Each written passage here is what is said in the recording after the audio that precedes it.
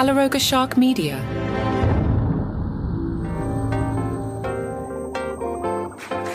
That sound you hear is all the coolness oozing out of Jim Gaffigan's body. Hi, I'm Johnny Mac with your daily comedy news.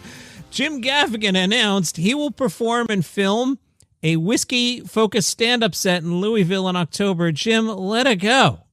Let it go, Jim. We're told the shows are 21 plus and 3 sets are scheduled over 3 days, October 7th through the 9th. All 3 shows, titled Jim Gaffigan, A Bourbon Set, comprise new material for the comedian. On social media, Jim Gaffigan said, "It's a bourbon set. If you're a whiskey fan, you'll definitely want to check this out." Jim's been hawking the whiskey for the last year or so, and yeah. Let me cut to John Oliver here, who I think sums it up. Cool. Chieng Gillis hosted the ESPYs last night. It was volleyball night, and then I went to the bar, so I will recap that for you tomorrow. Prior to the ESPYs, he caught up with The Athletic, and they were curious how much of the ESPYs would just be Notre Dame and Eagles highlights. Shane said, "If I have any control over it, that'd be great. If I could pick the highlights, it will just be the Eagles, Notre Dame, and some Phillies. That would be nice." Shane, why did you want to host the ESPYs? He said, "The reason I wanted to take it on was Norm Macdonald. He's the best ever, and he did it, and his monologue was one of my favorites. I can meet a famous actor or a famous comedian. I'm usually pretty relaxed about it, but then I'll meet Michael Phelps on a plane. I'm like, oh my God, the first time I met Aaron Judge, I couldn't talk. I don't know why I get starstruck by that. I didn't think Caitlin Clark was going to get starstruck. I was, which was pretty funny. Steph Curry, that was awesome. But there's another thing. Once you get to know these guys, you start feeling like you're less of a fan as far as like, I'm not going to ever sit around and be like, that guy sucks. I hate that guy. Before I would say that because I didn't know anybody. Even before the Steph Curry thing, I was like, I don't like Steph Curry. And then you meet him and you're like, oh, Steph Curry's incredible. So there's a little bit of, are you going to make fun of this athlete? Probably not going to make fun of somebody who's dedicated their life to something. I'm not going to go up there and say, you stink. The Athletic asked Shane Gillis, is there anybody you haven't met that you want to? Tom Brady would be cool to meet. I just recently met Charles Barkley. That was awesome. He was the one I always wanted to meet. And why is Shane so into sports? I was just raised that way. My dad watched sports every day, and what else is there to do? I don't get it. We're watching sports. Patton Oswalt has recorded what is being referred to as an audio-only special. That's known as an album, Patton Oswalt. We used to have these things called comedy albums. What you would do is you would record your comedy material and release them via audio, sometimes on vinyl, sometimes on cassette, sometimes on compact disc, sometimes as an MP3 file. But Patton has invented the audio-only special, this one called Black Coffee and Ice Water. He filmed it last weekend in New York City. He told CBS Mornings, "It's a combination of experience my sadness and experience my confusion. The times are so rapidly insane right now that there are times as a comedian when you're like, this insane story that I'm going to tell in a month is not going to seem insane anymore based on what people are going through." The audio-only special, which totally is not an album, also talks about raising a teenager and the inside, oh, she either got that from me or some of this is inborn. How can I change this? How do we make this better? Sounds like Patton has a great relationship with his daughter. He said, I don't have the teenager that doesn't want to hang out with me. She actually digs hanging out with me and my wife, but we do have a teenager who's always slightly disappointed in us. We're hanging out and we're having fun, then Daddy realizes what a goofball he is, or I'm realizing, oh, wait a minute, I would get embarrassed by my dad at this. That's what she's doing right now. Now, he was asked why he wanted to release Black Coffee and Ice Water as an audio special.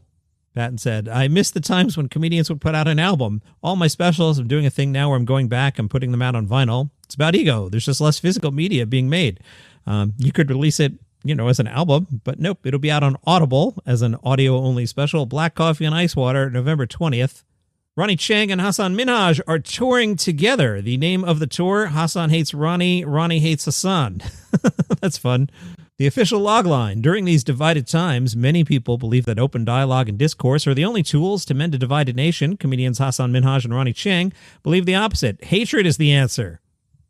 At each of the 19 scheduled performances, the duo will face off over race, war, the economy, immigration, presidents, family, and dating, taking the stage only to rip each other apart. That's fun.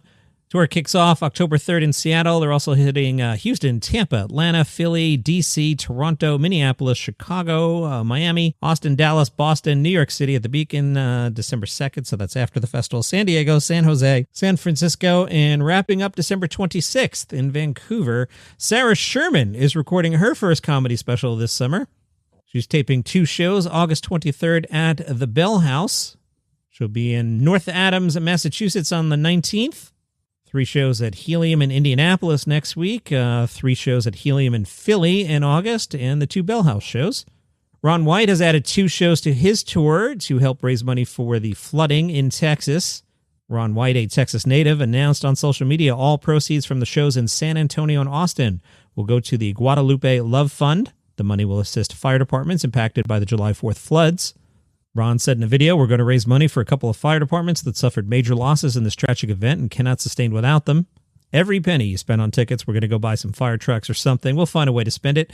Those shows are August 8th and August 9th.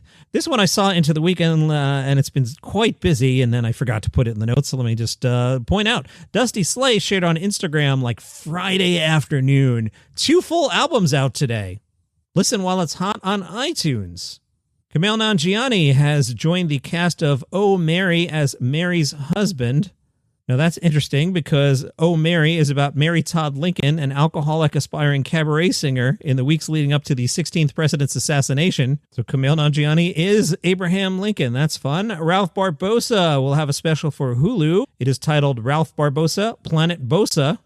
Ralph shares his adventures in dating, controlling his temper, working on cars, and his views on current events. That went out Friday, August 8th. Page 6 asks Colin Jost how he feels about his wife Scarlett Johansson repeatedly kissing Jonathan Bailey on red carpets. Jost said, "I guess in Jurassic Park terms, the attack always comes from the raptor you never thought was there. Of all the threats out there, I wasn't thinking it was Jonathan." Mr. Jost pointed out that Bailey didn't seem like the biggest threat to his marriage because Bailey is a, quote, out gay man. "I think it's going to be okay." Jost joked about closing the loop by kissing Bailey. Bailey was asked about this and said, "I believe in being able to show love in all different ways, and if you can't kiss your friends, life's too short not to." On Gossip Corner, Amy Schumer had to cut the listing price of her 5-bedroom, 3.5-bathroom Brooklyn Heights dwelling. She had purchased it back in 2022 for $12.25 million. They've now cut the listing to $12.75 million. Life is rough. Amy Schumer joked to the Wall Street Journal that their son got into a good school and we're too lazy to commute 45 minutes to take our son to school every day. "We loved what we moved into, but we've definitely made it our own."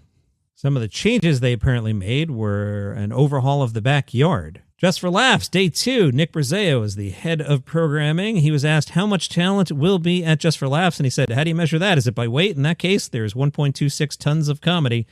Getting a little more serious, he said, "We're doing a lot of different programming to have something for everybody. If you have any kind of funny bone in your body, we have something for you. The galas are really the crown jewel of the festival. If someone isn't sure what shows to check out, your safest bet is to go to a gala. It's like a tasting menu of the best comedy out there today. We have classics from festivals past, and our calling card is the new faces of comedy. For those who want to know the stars of tomorrow, you've heard me talk about that for years on this podcast. It's such a rite of passage, and all the greats have done it, from Kevin Hart to Amy Schumer. We put a lot of work into scouting those comedians, and then we even have programming with YouTubers and content creator stars. I'm surprised the new faces list still not out. We're under a week now, guys. Where is it?" Nick pointed this out, and he's absolutely right. He said, if you're in a comedy club anywhere in North America, and even across the world, the festival, is referred to as Montreal, but they mean Just for Laughs. I have to remind myself to say Just for Laughs because I'll tend to just call it the Montreal Comedy Festival, or like Nick says, people just go, Montreal. Are you going to Montreal? If you say that to me, I know exactly what you mean. Are you going to Montreal? Yeah, I think I'm going to hit Montreal this summer. Nick says, I think any good comedy festival and any good event really embodies the DNA of the city. Montreal is a city unlike any other. There are a few festivals in the global footprint, like Edinburgh Fringe and Melbourne International Comedy Festival. But I think Canada, being such a comedy home, and Montreal being such a renowned stand-up place, the comedians want to go. Now it's part of the zeitgeist. Just for Laughs had been catching some strays in the press about, I guess, not being as awesome at video as some think they should be. Well, they just inked a $20 million deal. I don't know if those are Canadian or U.S. dollars. Either way, it's a lot of money.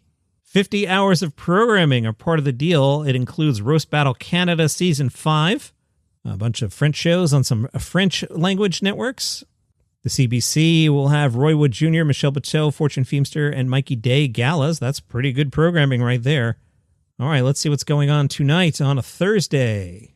Plenty of French shows. I will focus on the English shows for the duration of the festival this summer. This is an English language comedy podcast. I totally support the French comedy, but I don't know how to pronounce the words. Just for Laughs Culture Show at 7 o'clock. Best of the Fest also at 7 o'clock. The Sketch Show at 8:30. And The Nasty Show at 9:30. I already forgot what I said. I want to see if we can do Best of the Fest and Sketch Show. Best of the Fest is at 7 and Sketch Show was what, 8:30? We could do that. That would be tonight's plan were we in Montreal. But we are not in Montreal, but I hope to get up to Montreal. I don't have a timetable yet. I'm negotiating with the family. Apparently, people were like, Dad's around. Dad will handle it. And Dad's like, Dad was planning on being in Canada, so I have to figure out that whole thing. While I'm thinking of it, if you need something to listen to, Craig Ferguson's podcast, which is called Joy, the episode with Jim Rash, you know Jim is the dean from Community, was a lot of fun. Took them a minute to get rolling, but once it clicks in, that's a lot of fun. If you need something to watch, a half-hour stand-up comedy special presented by the Are You Garbage podcast is on the 800-Pound Gorilla tonight, 7 o'clock Central Time. Also out today on Veeps is Eddie Pepitone's new comedy special, The Collapse. This one produced by Patton Oswalt. Patton said Eddie Pepitone is the Pixies of modern comedy, working class but aching for utopia, quiet and then loud and then quiet again, willing to take the twistiest route to the most uncomfortable, hilarious truth. His audiences don't just laugh, they erupt in cackling disbelief that Eddie's saying the things he's saying. That out on Veeps today. It'll be a comedy album on August 15th. The Television Critics Association nominated some shows for Outstanding Achievement in Variety, Talk, or Sketch. The nominees are The Daily Show, Mulaney, Hot Ones, Kimmel, Seth, Colbert, Last Week Tonight, SNL, separately SNL 50, the Anniversary Special. The TCA Awards will be presented virtually later this summer. In 2013, two comedians started arguing in the parking lot of the Comedy Store in L.A. Two comedians broke up the argument and said they should do the insults before a crowd. It was an instant hit, and roast battle was born. The next week, people came back thinking it was going to happen again, and then over the course of time, any two comedians who had an issue with each other, or even friends, would just go at each other, and we kind of said, wait, this could be something. Roast Battle was picked up by Comedy Central in 2016 with Jeff Ross as host. There's a UK version from 2018 with Jimmy Carr. There's one in Japan, one in Montreal, Vancouver. There's one in London. There's one in Australia. It's everywhere, including tonight at the New York Comedy Club on 24th Street, the 10th annual Roast Battle.